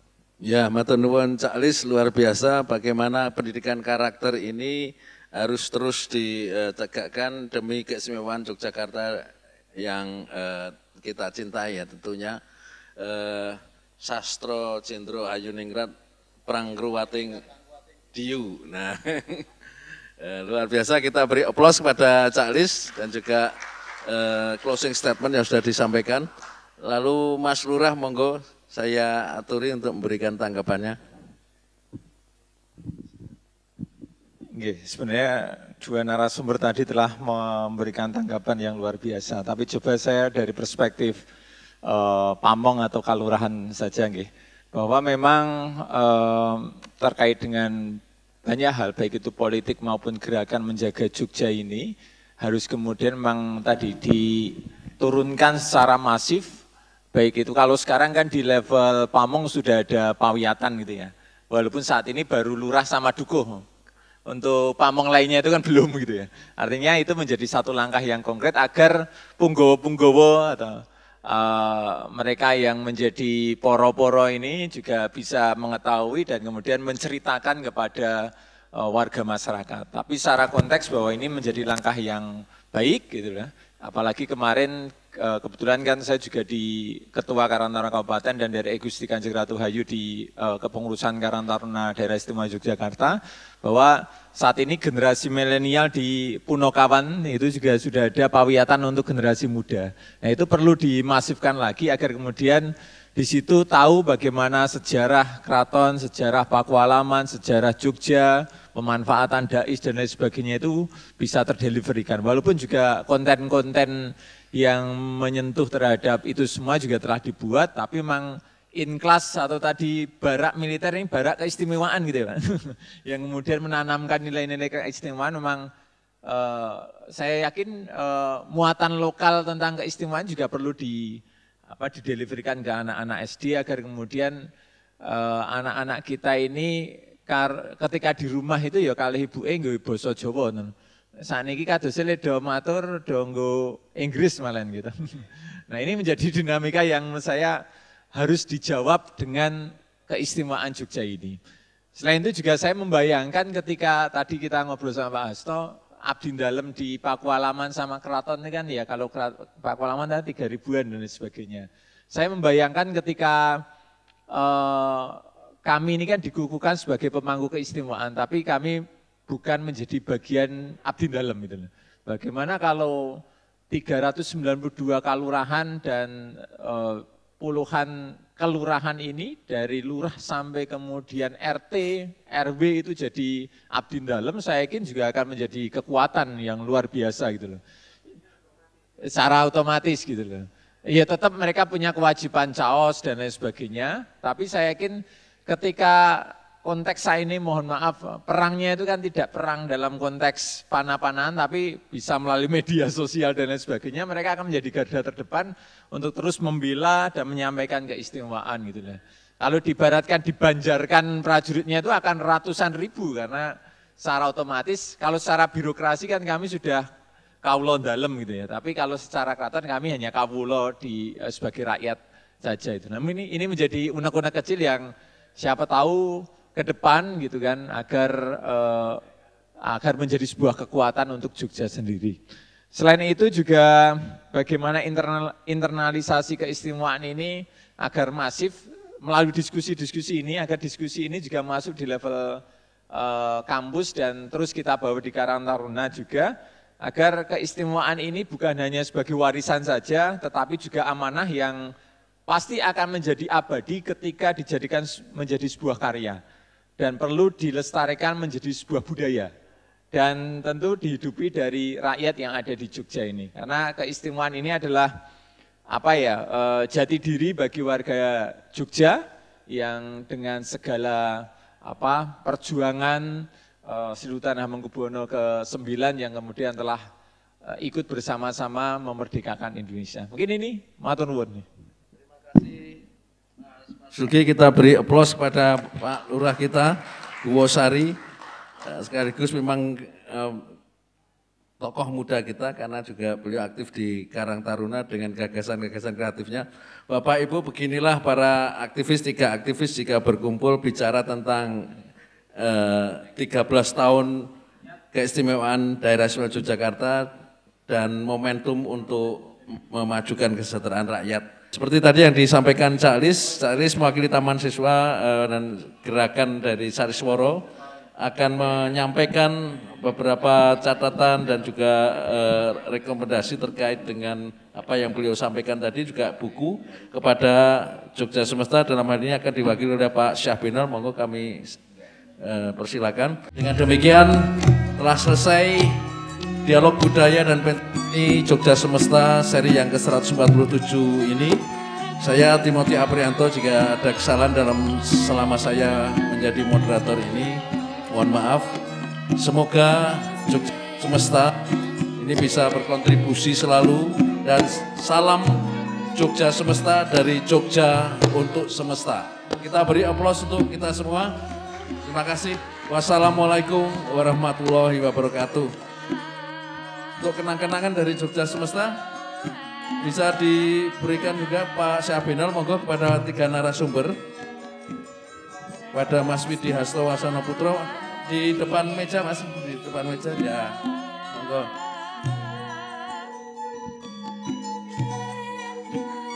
Kemudian Cak Lis yang berbusana ala Budi Utomo ini, dan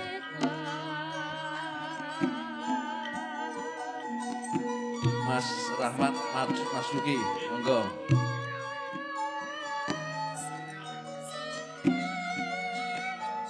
Kita foto bersama, monggo Bapak Ibu.